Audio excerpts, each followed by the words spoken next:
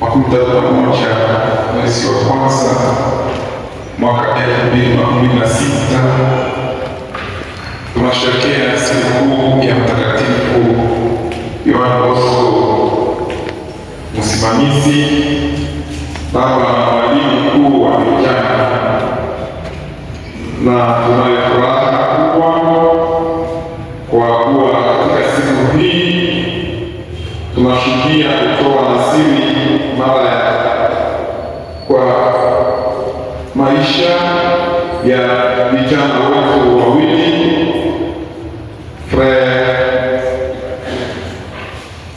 Nzanzo Nelson Mwesi na Kambale Mudishisa wa Sosialisi.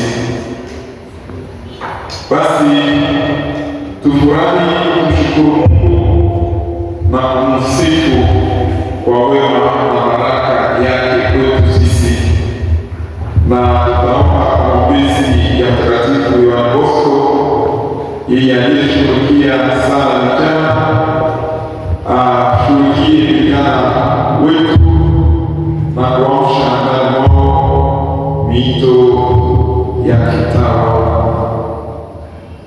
Tunajiunga katika kanisa hii na ndugu zetu wanaoitwa Shabusu ambao tunatakia pia sikukuu njema, na pia tunajiunga na vikundi na mashirika ili kusimamiwa na ulinzi wa Mtakatifu Yohane Bosco.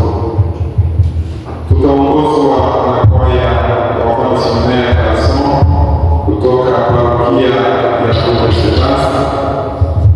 na misa hii isimamiwa na Père Provincial wa Agustino wa Assumption katika bara la Afrika. Basi katika shangwe kuu tusimame wote tukiimba nyimbo za furaha tukiwakaribisha mapadri na wateule wetu wa leo. Tusimame.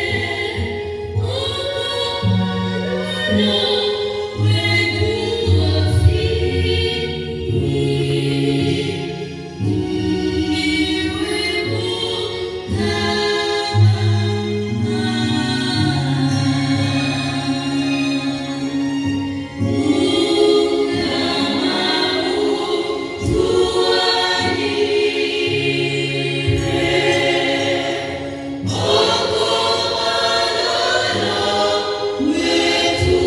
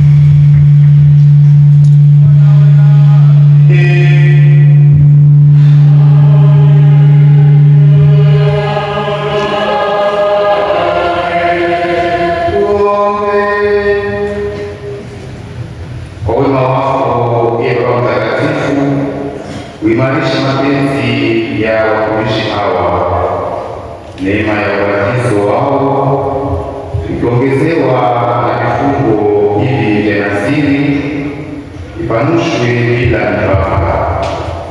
Kwa hivi maisha yao kwa watu itaboresha ufalme wa mwana wako, yanesha na tawala nawe katika umoja wa Mtakatifu Mungu milele na milele. Somo la kwanza. Kabla sijakuumba katika tumbo nalikujua, kabla tumezaliwa nimekutakasa, nimekuweka kuwa nabii. Mungu anamwita Yeremia awe nabii, maana alimchagua tangu tumboni mwa mama yake.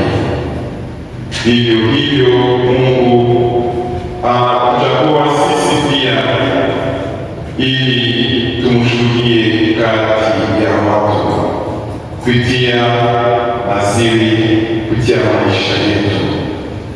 Tasomea hayo katika kitabu cha nabii Yeremia kipindi cha kwanza toka shairi la 4 hadi shairi la 10.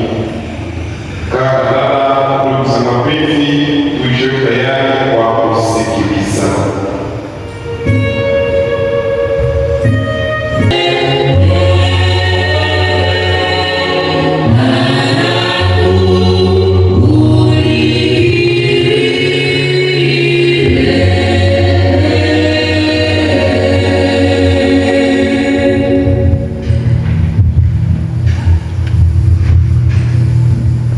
Siku za mfalme Yosia, neno la Bwana likanifikia likisema, mbele ya kukudunga tumboni mwa mama nimekujua, mbele ya kutoka kwako tumboni nimekutakasa, nimekuweka kuwa nabii upate kuwahubiria mataifa.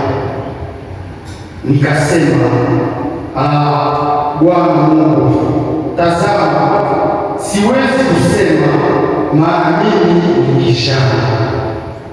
Lakini Bwana akaniambia, usiseme mimi ni kijana, maana utakwenda kwa wote ambao nitakutuma kwao na kuwaambia yote nitakayokuagiza. Usiwaogope hao, maana mimi niko pamoja nawe nikuokoe. Neno la Bwana. Bwana akanyosha mkono wake akanigusa kinywa changu.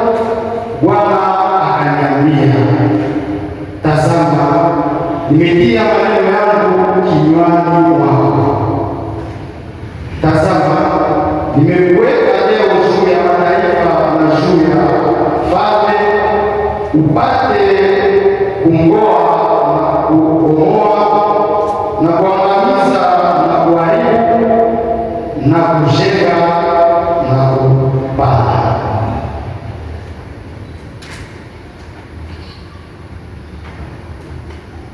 Ndilo neno la Bwana.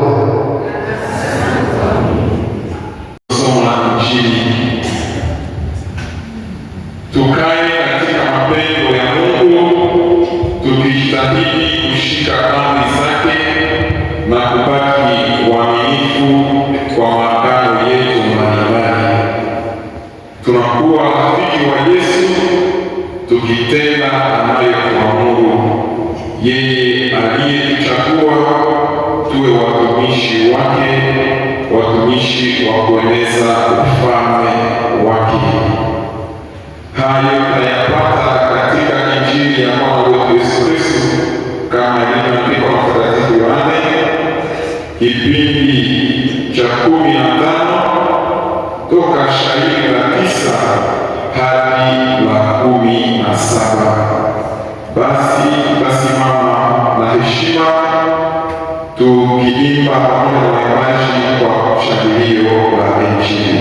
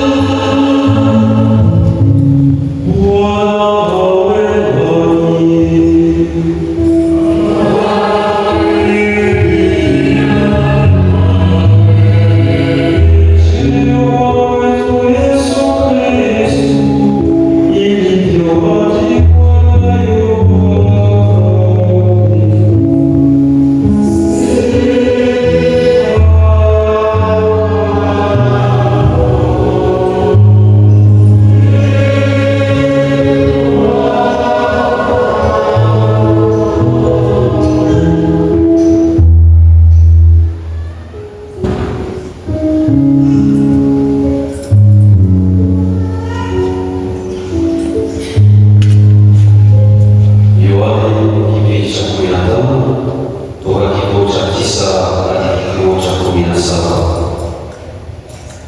Katika karamu ya mwisho, Yesu aliwaambia wafuasi wake, kama alivyonipenda Baba, nami nimewapenda ninyi, kaeni katika mapendo yangu.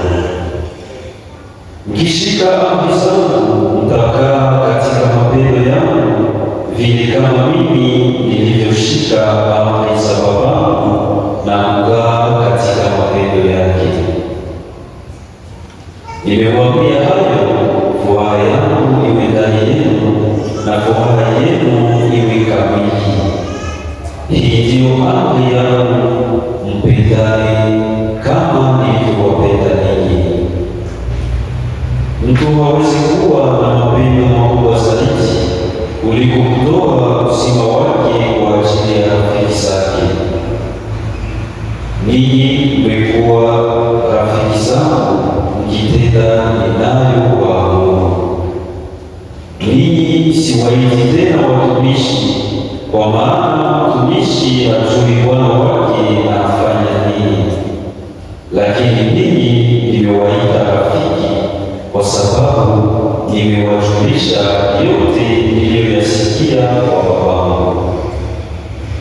Si ninyi mlionichagua mimi, ila ni mimi niliyowachagua ninyi, nami nimewaweka ninyi mwende mkatoe matunda, nayo matunda yenu yakae, ili lolote mtakalomwomba Baba kwa jina langu awape ninyi.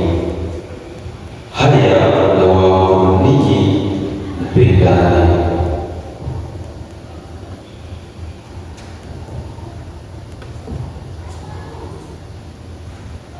Tushangilie Bwana.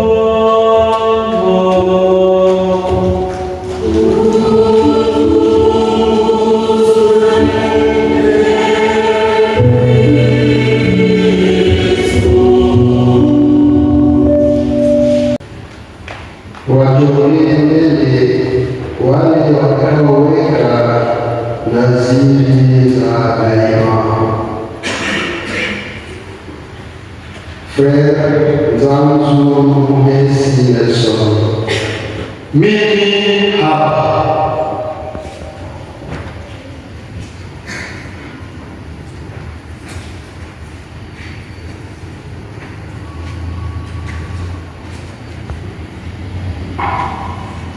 Frère Kambale Louis Justin. Mimi hapa.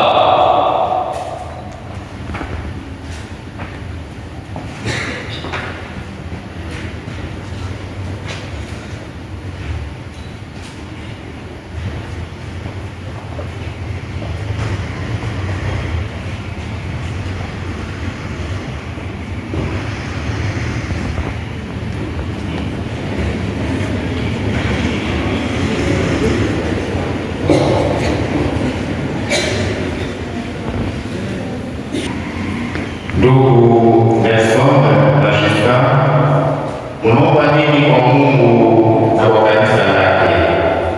Kwa neema ya Mungu naomba kumfuata Kristo, kumpenda na kumtumikia kwa ukamilifu maisha yangu yote katika shirika la Augustino wa Assumption. Tumshukuru Mungu.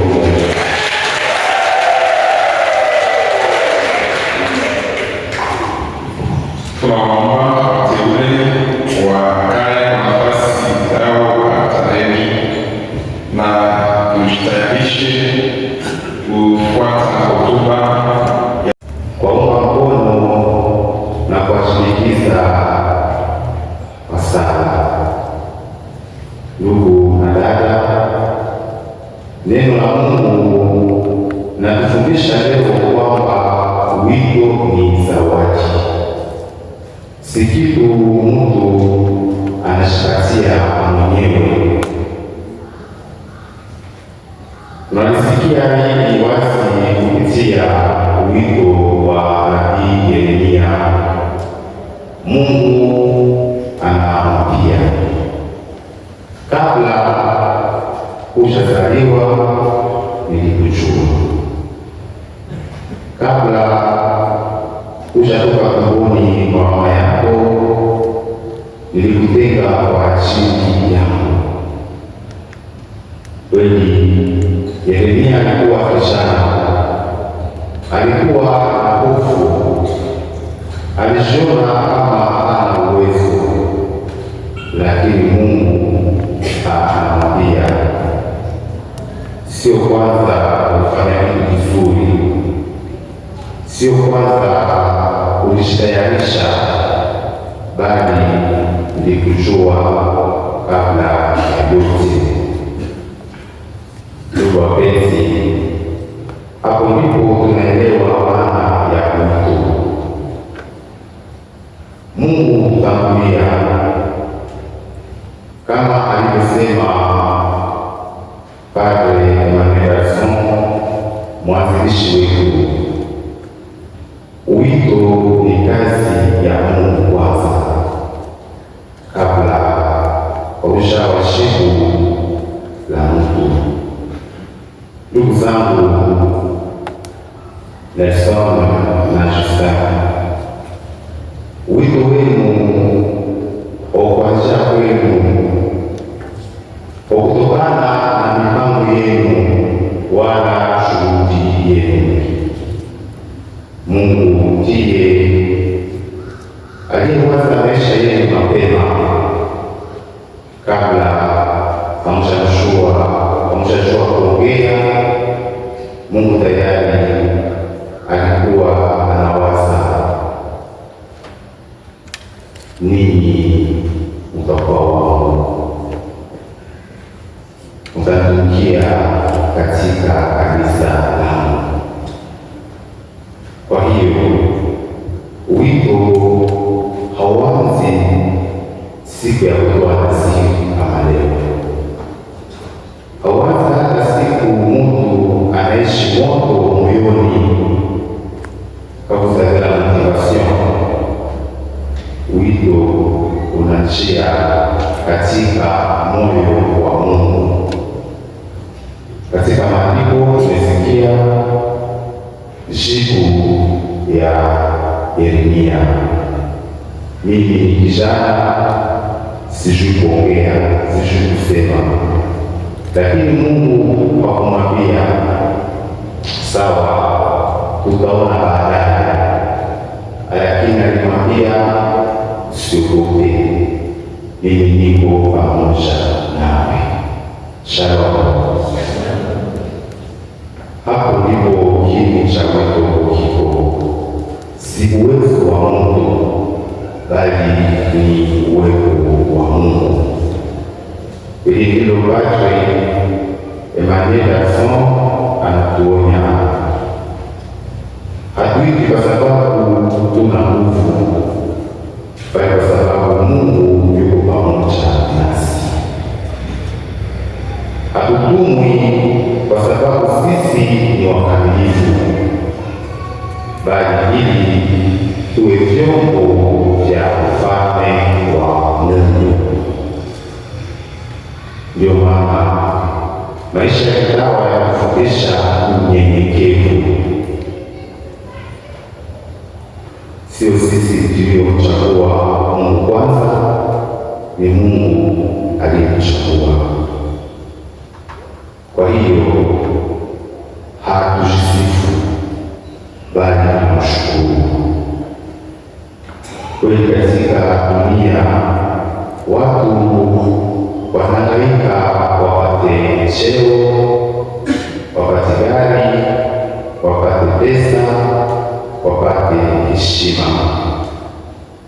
Lakini katika maisha ya kitawa sisi tunashindwa. Ni Mungu anayetuingiza katika kazi yake.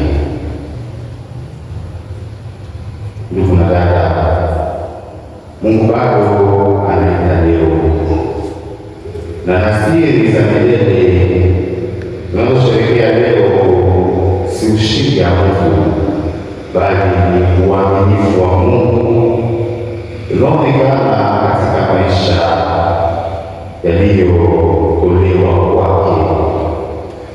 Kutoa nasiri za milele kusema wazi,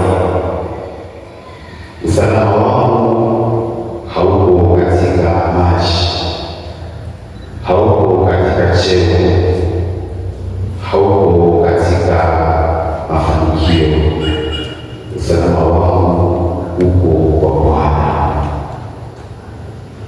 Katika Injili iliyosikia ya Yohana, Yesu anampa neno rahisi: bakini katika upendo wangu. Kubaki ni kusema kukaa, ni kusema kushikamana, kubaki ndani ya Kristo, kwa sababu matunda ya kweli hayatoki katika haraka, bali katika kushirika na Yesu Bwana wetu. Yesu akasema, bila mimi hamwezi kufanya chochote. Na naongeza, si ninyi mlionichagua, ni mimi nimewachagua. Kwa hiyo nadhiri za milele, fera wapenzi, si mwisho, lakini ni kwanza safari, ni kuingia ndani zaidi katika urafiki na Yesu Kristo anasema, siwaiti tena watumishi na waita rafiki. Kweli Mungu ana ujasiri wa ajabu, hataki tuwe watumishi tu, anataka tuwe marafiki yake katika maisha yanayotolewa kwa upendo mpaka mwisho. Katika nadhiri za maskini, usafi na utii, ndugu zetu wanasema, sitaki kitu kingine zaidi ya Kristo, kwa sababu yeye alinitangulia na kunipenda kuliko yote.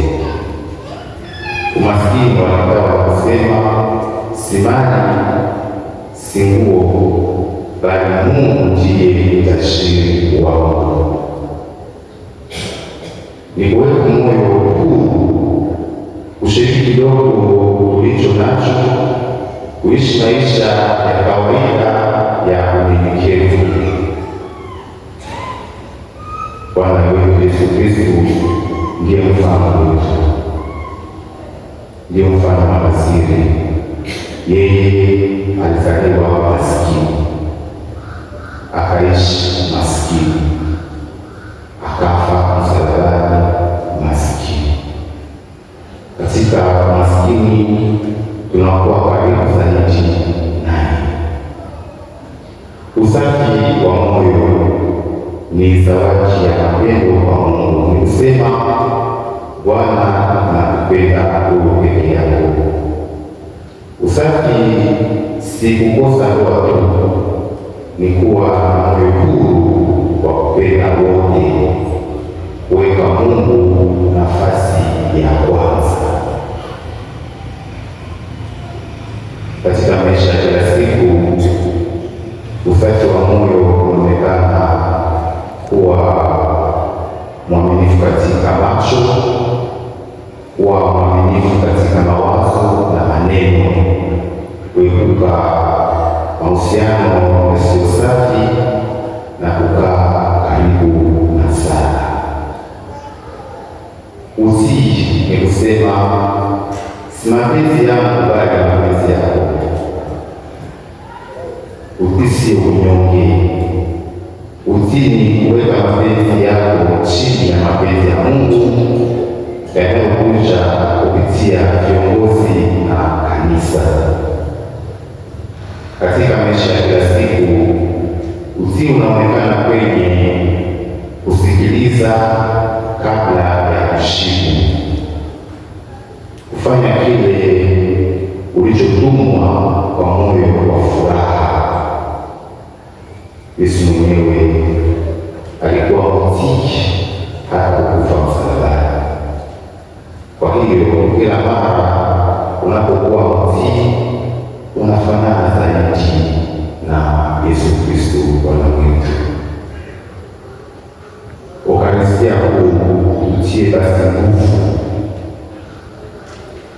tutie uhakika kwamba Mungu bado anaita, kwamba Bwana ndiye ulinzi wetu, na kwamba kubaki katika upendo wake ndiyo chanzo cha furaha ya kweli.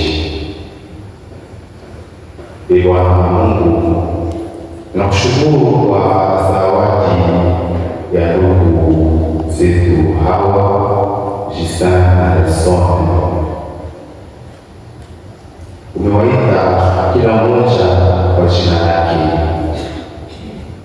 umewapa wito si kwa sababu ya uwezo wao, bali kwa sababu ya upendo wao. Wafundishe basi kuwa waaminifu katika magumu, wenye tumaini katika giza, na mashahidi wa Injili yako, wakikutegemea si kwa nguvu zao, bali kwa neema yako. Watie moyo, waimarishe katika wito wao, wafanye wawe mashahidi wa upendo wako katika kanisa, katika shirika letu na duniani. Na sisi tusaidie kuwaunga mkono kwa sala, kwa upendo na kwa mfano wetu. Bwana awe nani. Ndugu zangu, pamoja na watakatifu wote wanaotuombea, watolee ndugu wetu wa huruma ya Mungu aliyewaita watowe nadhiri za maisha. Tumwombe Mungu awape nguvu ya kushika kikamilifu ahadi watakazoweka leo.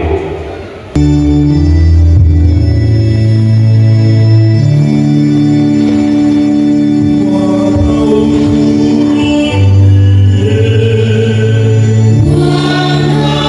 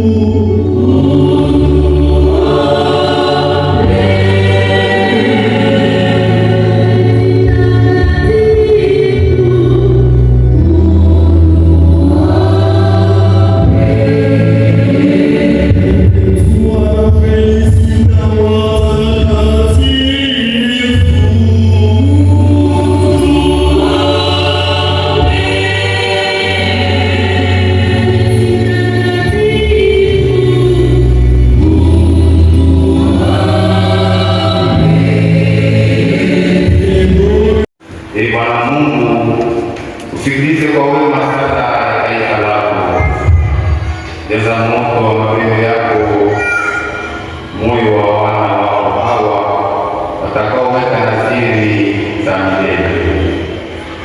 Watazame kwa moyo wa ukarimu, pokee matoleo yao, waimarishe katika nadhiri zao, wape nguvu ya kutumikia ufalme wako na wajaze na mapendo ya Roho wako. Naomba hayo kwa njia ya Kristo Bwana wetu. Kisha weka nadhiri. Padre Teresiana atapokea nadhiri hizo kwa jina la Kanisa. Mbele ya ndugu zangu, mikononi mwako Padre Kombi Musanga Mshoko, uliye bahari wa msimamizi mkuu wa shirika Padre Ngoa Etienne Bakoma, kwa mapendo ya Kristo na kwa kueneza ufalme wake, mimi mzangu Mhesi Nelson naahidi mbele ya Mungu na mbele ya Eklesia kuishi katika umaskini, usafi wa moyo na kutii kadiri ya kawaida na katika Ukristo na kawaida ya shirika la Assumption, na hiyo mpaka kufa.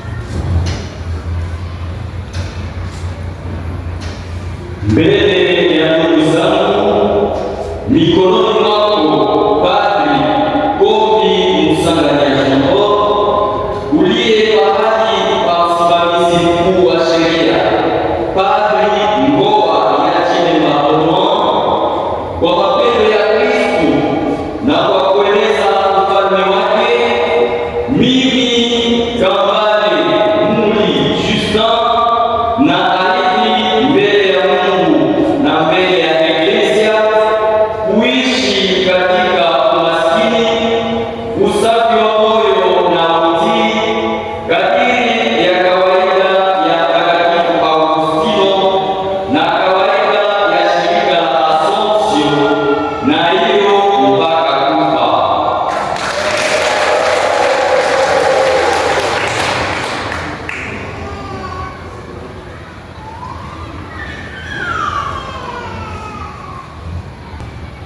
Nami kwa uwezo uliopewa na Kanisa napokea nadhiri zenu mnazoweka leo katika shirika letu la Waagustino wa Assumption. Mungu aunganishe matoleo yenu na sadaka ya Kristo na awape nguvu na kuishi nadhiri hizo kwa uaminifu.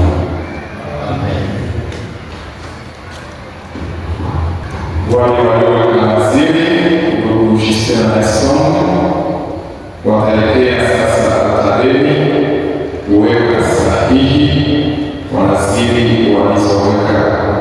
Padre Teresiana na mshauri wa kwanza watahakikisha nadhiri hizo kwa kuweka pia sahihi. Wakati huo wanakwaya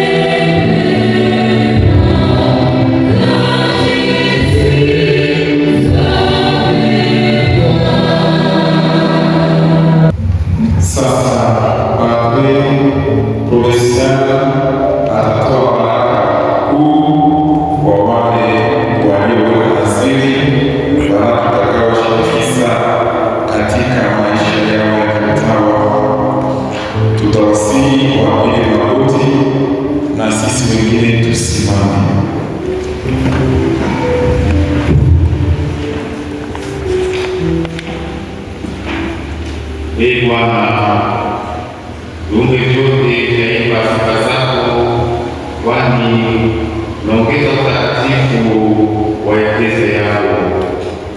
Mwanzo wa nyakati uliumba ulimwengu kwa kutupa furaha. Ulimwengu ulipoharibika kwa dhambi ya wanadamu, uliahidi kufanya mbingu mpya na dunia mpya. Dunia sasa ulipatia wanadamu ili kupitia kazi zao izae matunda na ili waelekee mbinguni wakipitia njia za dunia hii. Kwa kuwashirikisha watu na maisha yako, uliwakusanya katika kanisa lako na kuwajaza vipaji vya Roho Mtakatifu. Na kama kuna wale wanaofuata kupitia utakatifu wa maisha ya ndoa, kuna pia wale wanaojitolea kwako mwili na roho kwa njia ya ufalme wako. Wanaweka yote pamoja na kuonyesha upendo kati yao, ili kwa moyo mmoja waonyeshe mfano wa ushirika wa milele. Ee Bwana, tunakuomba mtume wako juu ya ndugu Nelson na Josephine walioitikia kwa uaminifu neno la Kristo, imarishe roho yao na kufanya maisha yao yaambatane na Injili. Waishi maisha ya upendo ili wajitolee kwa watu wote. Kwa hiyo wataonyesha watu wote kwamba wewe uko Mungu mmoja na wa kweli, unaipenda kwa upendo usio na mipaka. Wape Bwana sasa katika mapambano wanayoishi kwa bidii furaha ya ushindi wako kama tuzo la milele ulioahidi. Naomba hayo kupitia Kristo Bwana wetu. Wateule watasimama na ndugu Nelson na Josephine, tangu siku ile mlitoa nadhiri zenu za kwanza, mlipomaliza nasiati, umezoea kusoma kitabu cha kanuni ya maisha ya Waassumptionisti, ambamo mnapata pia kanuni ya Mtakatifu Augustino. Umejiunga leo kwa kufa na shirika la Waagustini wa Assumption, kitabu cha kanuni ya maisha ya Waassumptionisti. Kanuni hizi zitaonyesha njia ya kufuata wote pamoja, mkiishi pamoja mpaka zenu. Kwa hiyo zitawafanya huru mkipenda Yesu Kristo na kufanya kazi ya kueneza ufalme wake.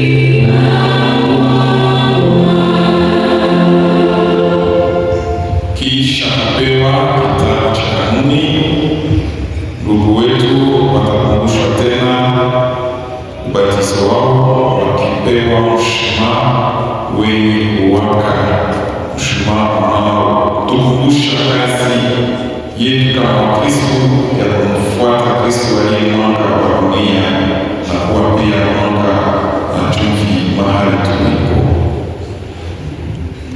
Pokeeni mshumaa unaowaka alama ya mwangaza wa Kristo aliyefufuka. Kristo aliwatoa katika giza na kuingiza katika mwanga wake. Mteni mambo ya Roho na mtakuwa hivi mwanga wa kaka na dada asili.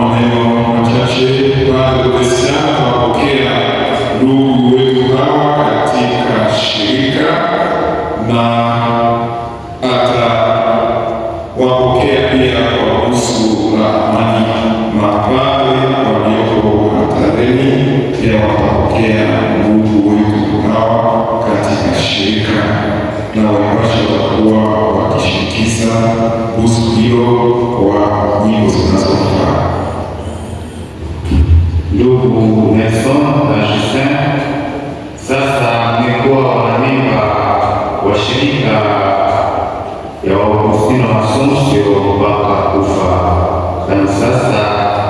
washiriki wote pamoja.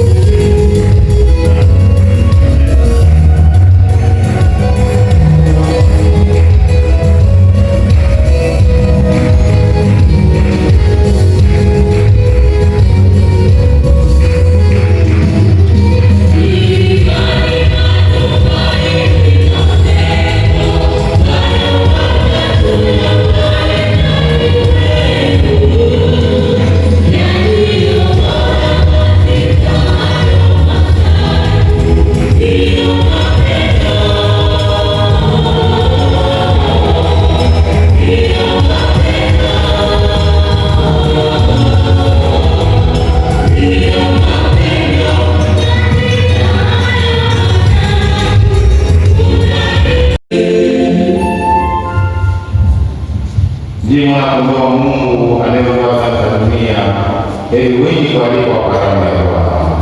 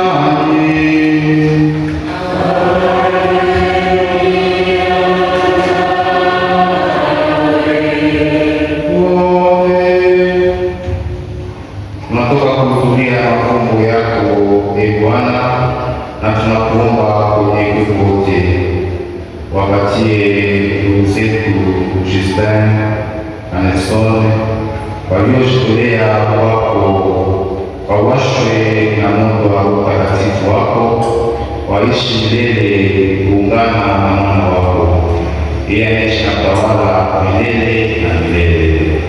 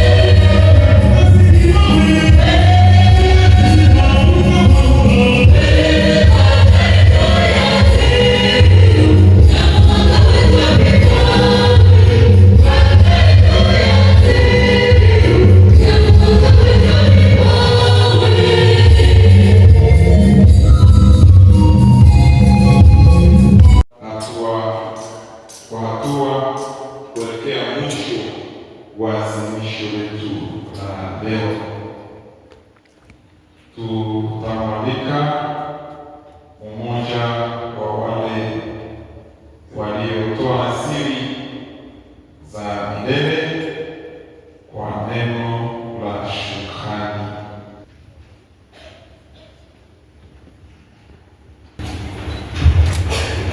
Mungu ni mwema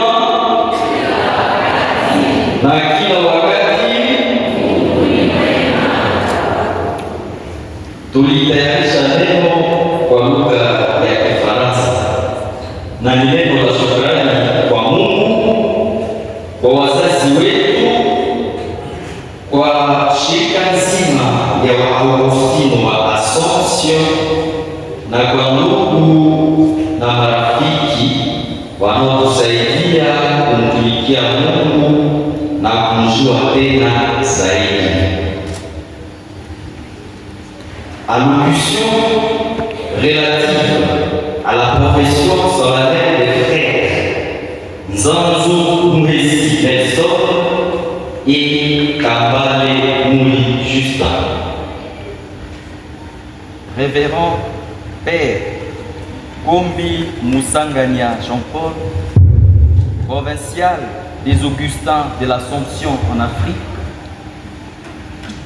Révérend Père Yves Nzouva Kaoma, animateur de notre retraite. Révérend Père ici présent, révérend frère, révérende sœur, chers parents, chers camarades, nos frères, nos sœurs, assemblée du Seigneur, Shalom. Samedi 31e jour du mois de janvier, l'an 2026. Voici le jour qui s'élève de l'ordinaire, un jour faramineux, jour où nos âmes expriment un mot affirmatif à l'appel. Voilà maintenant une grâce providentielle qui nous plonge dans ces manoirs où nos esprits s'élèvent en nous. Sans conteste, c'est là et signe de l'amour céleste qui est séamment émondé qui manouche nos esprits.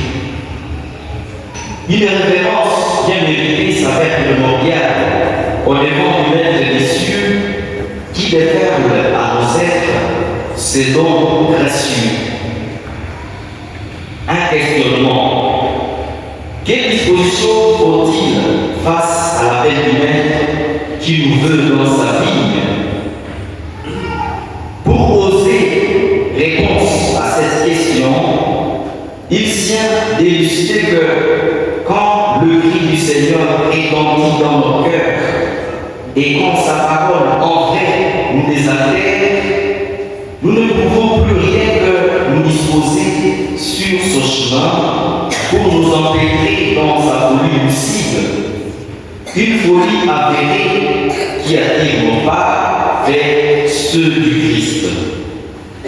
Et c'est cela même qui fonde la raison de notre engagement définitif en ce jour. En l'âge, que force nous pousse à reconnaître nos parents qui ont accepté de nous livrer à la vie et au service de l'Église. Le même sentiment qui s'élargit à l'endroit de nos serviteurs, nos accompagnateurs, nos frères, ainsi que nos sœurs qui nous aident à servir le Christ et les connaître davantage.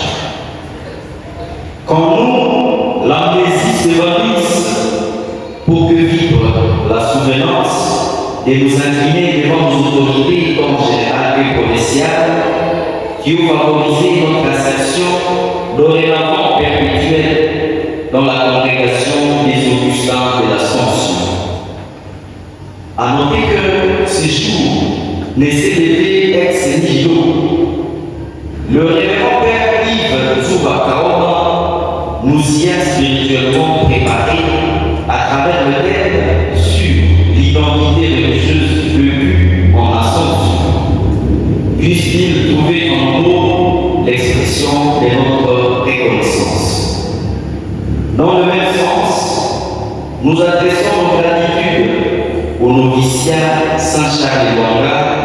où nous avons séjourné lors de notre retraite. Et s'il nous faut rentrer dans les visibilités des enseignements de la retraite, il nous convient de mentionner que l'assomptionniste est bel et bien un traiteur de Dieu, un ouvrier du royaume, d'où un porteur des messages de joie, de justice, de bonté, de vérité, de paix dans ce monde magnifique. Ces arguments ne s'écartent pas bien évidemment de la perspective de notre fondateur, le vénéré Père Emmanuel Alzon, pour qui la profession perpétuelle se dessine comme un don total, un amour purifié, une fidélité définitive, un engagement pour l'Église, un service du royaume des dieux vécu dans la pauvreté, la chasteté et l'obéissance. Et de les dire en clair, le religieux ne vit plus pour lui-même, mais pour une mission confiée par Dieu. Cependant, notre engagement ne définit pas que nous soyons déjà au but, ni déjà devenus parfaits, mais en nous liant au propos des saints Paul, nous les comprenons certainement. Nous poursuivons notre course pour tâcher de saisir, ayant été saisis nous-mêmes par Jésus-Christ. D'ailleurs, nul n'atteint un horizon au-delà de l'engagement ressort comme une course menant aux horizons qui sont fuis sitôt qu'on les approche. Il conviendra ainsi de fortifier en nous l'homme intérieur à travers la prière, nous ouvrir et compter sur l'aide de nos frères, d'autant mieux qu'à en croire notre fondateur, frater, oui, à niveau à frater, ou à celui qui est secondé par son frère est comme une ville fortifiée. Au demeurant, les enseignants de nous combler la force de l'engagement et du témoignage fort et éloquent en ce monde réduitant et vacillant. Comme un enfant tient la main de sa mère, ainsi nous lions-nous au secours de la Vierge Marie notre Mère, de sorte que nous devenions des disciples invétérés pour l'avènement du règne de Dieu en nous, autour de nous, dans le monde. Pour les frères Zanzou Mbessi Delson et Kamba de Justin, nous avons dit et nous vous remercions.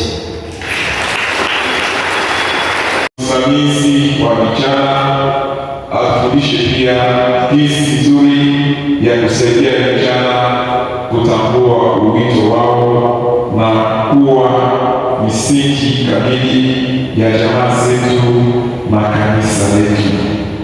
Tunawashukuru wote na nafikiria hapo tunafika mwisho wa ibada yetu. Nitarudishia neno Padre Provincial kwa baraka ya mwisho, na wale walipata karatasi kisha misa na kuchukua picha pamoja na ndugu wetu. Mapokezi ni Panovisiati Maison Rwaka. Tutasimama.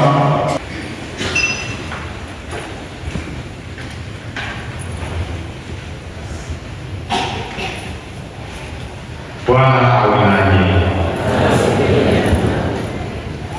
Mungu Baba Mwenyezi awaimarishe katika imani, wawapole katika mateso na wenye hekima katika furaha. Bwana Yesu awasaidie muishi mwilini mwenu fumbo la kufa na kufua kwake. Moto wa Roho Mtakatifu takase roho zenu na taka lolote, ili mwashi mapendo ya Mungu kati ya watu. Na ninyi wote mliohudhuria misa hii takatifu. Mungu Mwenyezi awabariki Baba, Mwana na Roho Mtakatifu. Nendeni na amani ya Kristo.